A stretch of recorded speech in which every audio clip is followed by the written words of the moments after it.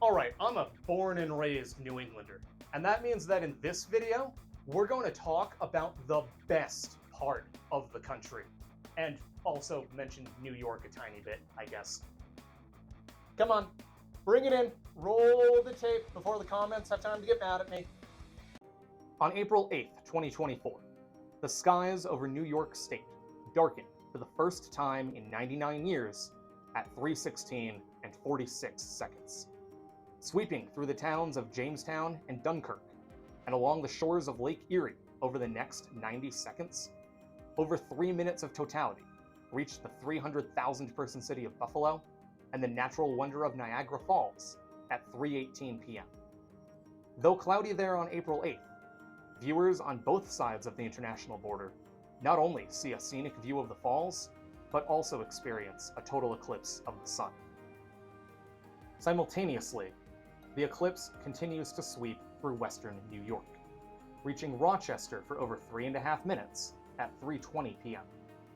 Just north of Rochester, the center line of the eclipse path enters Lake Ontario, for now staying fully on the US side of the border. 50 miles off this line, and along the southern limit of the path of totality, darkness falls in Syracuse for 87 seconds, while 40 miles to the northeast, the eclipse path bisects the 30,000 person town of Rome, before sweeping through upstate New York, with the center line passing almost directly through the city of Watertown at 3:22 p.m. and the town of Plattsburgh at 3:25 p.m. Totality then crosses Lake Champlain and enters the state of Vermont for the first time since August 31st, 1932. First sweeping through the 50,000 person city of Burlington, the skies darken over the Green Mountain State for upwards of 3 minutes, reaching the town of Newport at 3:27 p.m. and the town of St. Johnsbury at 3:28 p.m. April's eclipse sweeps across Vermont's northeast kingdom, providing a spectacle under statistically unlikely but mostly clear skies.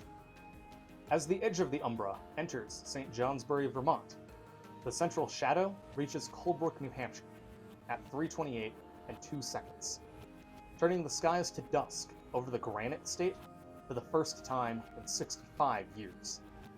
Sweeping across New Hampshire's Great North Woods, home to just 12,000 people, those in this region are also treated to a clear view of totality in an area usually known for early April clouds and snow.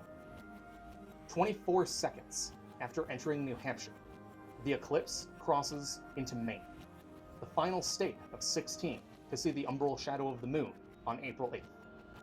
For the first time since July 1963, western Maine sees the sun disappear for over 3 minutes, with totality reaching both Rangeley and Jackman at 3:29:31 seconds.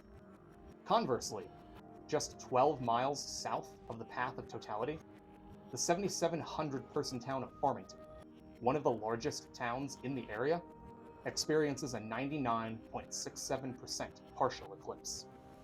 Totality then sweeps through the North Maine woods, one of the most sparsely populated regions along the entire continental eclipse path.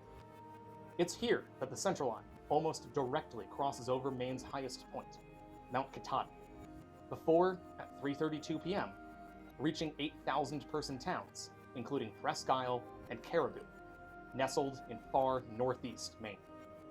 These towns, normally known for skiing, snowmobiling, and hiking, instead see the sun extinguished for over 2 minutes. In the town of Holton, totality lasts for nearly 3.5 minutes, and it's here that the eclipse makes its final stop in the United States, departing Holton, Maine at 3:35 p.m. Not to return to the northeast US until May 1st, 2079, the April 8th eclipse at this point fully exits the United States. Dubbed the last eclipse for a generation, the contiguous US won't see another total solar eclipse until the evening of August 22nd, 2044, some 20 years, 4 months, and 14 days later. Now, however, Canada experiences a total solar eclipse for the first time since February 1979.